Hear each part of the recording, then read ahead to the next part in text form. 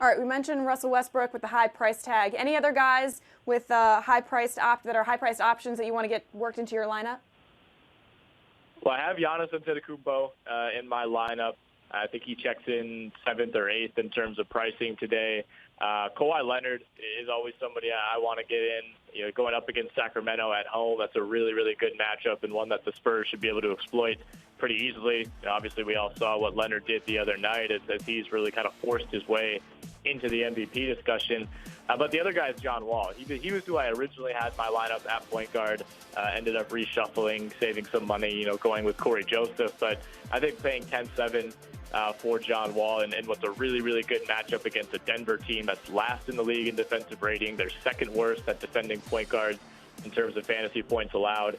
This is the type of game that John Wall can thrive in, you know, as somebody who really likes to get things going in the open court. I'll tell you, the team that I like tonight is Golden State. It's their first home game since being on the road and then finding out that Kevin Durant's going to be out for what looks like the rest of the regular season at least. I think that energy of the Oracle Arena crowd is going to really help them. I think Steph Curry's the big play tonight. And I wouldn't be surprised if, actually, if Matt Barnes doesn't have a pretty good game. He's going to get some minutes there. Not as many minutes as we would probably want as a fantasy owner, but if you're just filling out your lineup, I might suggest Matt Barnes because he comes in at $3,500.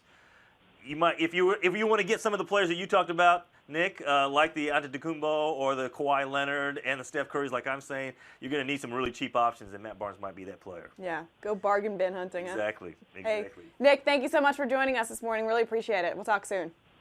Of course, guys. Have a